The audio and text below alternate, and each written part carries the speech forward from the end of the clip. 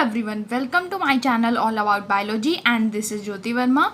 Today we will discuss about parasexual cycle or parasexuality. So, parasexual cycle was first discovered by Ponte-Carvo and Roper of University of Glasgow in 1952 in Aspergillus nidulans, which is regarded as the imperfect stage of Emerisella nidulans. The parasexual cycle is a cycle in which plasmogamy, karyogamy and haplodization takes place, but not a specified time or at a specific point in the life cycle of an organism. So in the case of parasexual cycle, you cannot determine the exact point of plasmogamy, karyogamy and haplodization in the life cycle.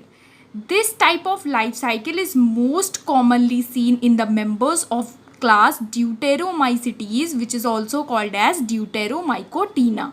Parasexual cycle is also known as somatic recombination and it has been reported in Aspergillus nidulans, Aspergillus oryzae, Penicillium chrysogenum, Astylagomedes. So these are the examples that are showing parasexual cycle. According to Ponte-Carvo in 1958, the parasexual cycle in the case of Aspergillus nidulans involves the following steps. So the first step is formation of a heterokaryotic mycelium. In the case of heterokaryotic mycelium, there are different types of nuclei present. The second step is fusion between two nuclei, which is also called as karyogamy. Here the karyogamy can take place between similar nuclei or dissimilar nuclei.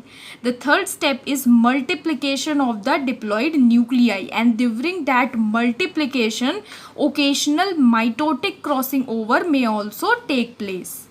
Next step is sorting out of the diploid nuclei by means of formation of the conidia.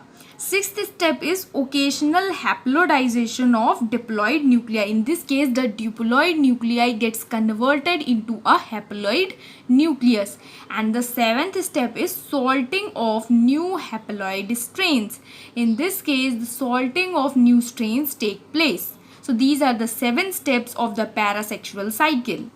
Our first step is formation of heterokaryotic mycelium. So a heterokaryotic mycelium can be formed by several ways. Some of them are, the first one is anastomosis of the somatic hyphae of different genetic combinations. It involves the fusion of the hyphae that is having different genetic combinations. The second type may be of mutation in one or more nuclei of the homokaryotic mycelium. This type of heterokaryotic mycelium formation is commonly seen in Ascomycetes. The third one is fusion of some of the nuclei and their subsequent division. It may also lead to the formation of heterokaryotic mycelium. Now coming to our second step, that is fusion between two nuclei, which is called as karyogamy. As we have discussed earlier that the nuclear fusion may be of two types. It can take place between like nuclei or the similar nuclei, and it can also take place between unlike nuclei or dissimilar nuclei. So when the fusion between like nuclei take place, then there is formation of a homozygous diploid nucleus. However, when there is fusion between unlike nuclei, then there is formation of a heterozygous diploid nucleus. So in this diagram you can see the homozygous diploid nucleus, and in this case you are seeing the heterozygous diploid nucleus. So this is your heterokaryotic mycelium that consists of nuclei of two different strains. Suppose the two different strains having the genetic constitution A and B. Then after the fusion of these nuclei, there will be 5 different types of combinations available here in which the nuclei may be present. The first one is haploid nuclei A. The second one may be haploid nuclei B. Suppose there is fusion between two nuclei carrying the same genetic factor. So there may be formation of a homozygous diploid nuclei. It may contain either AA or it may contain either B or B.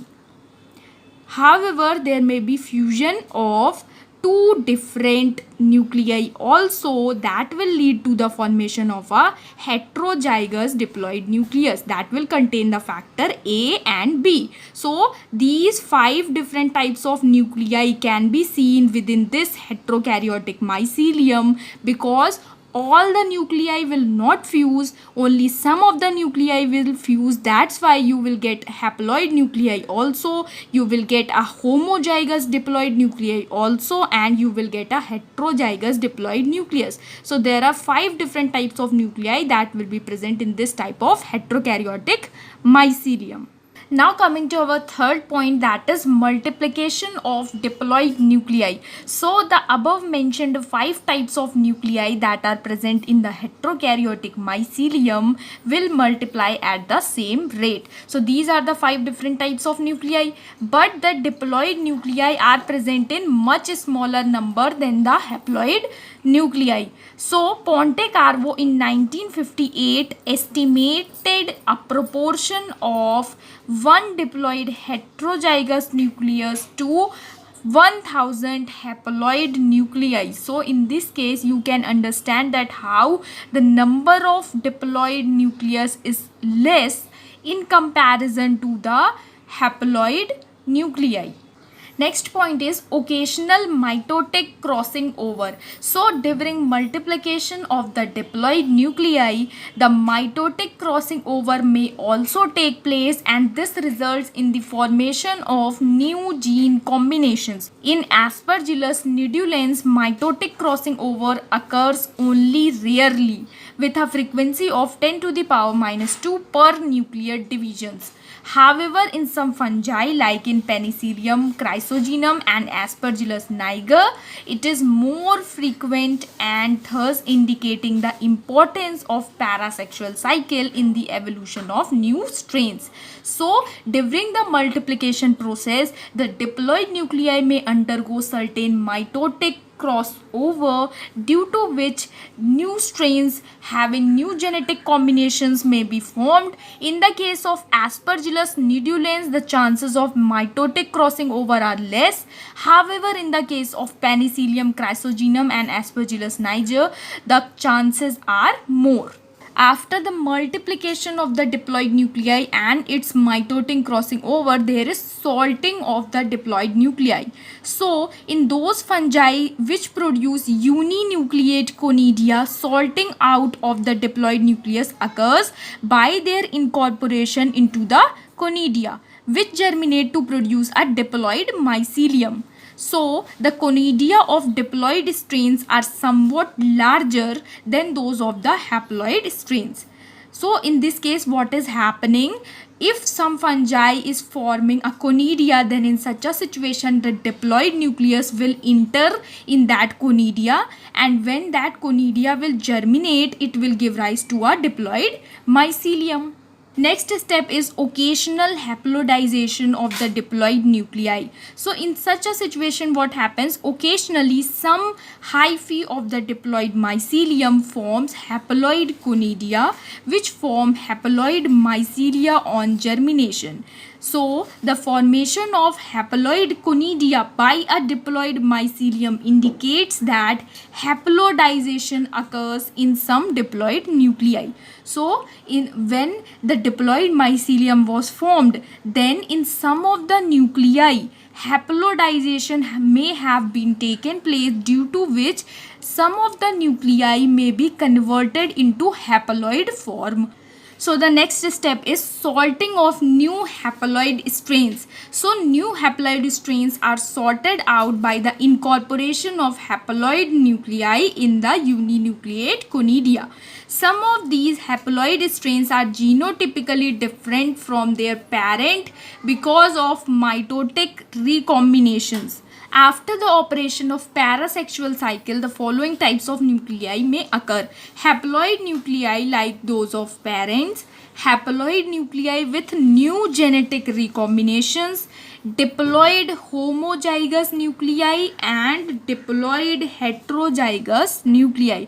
So these may be the combinations of the nuclei that may be seen within the mycelium after the operation of parasexual cycle.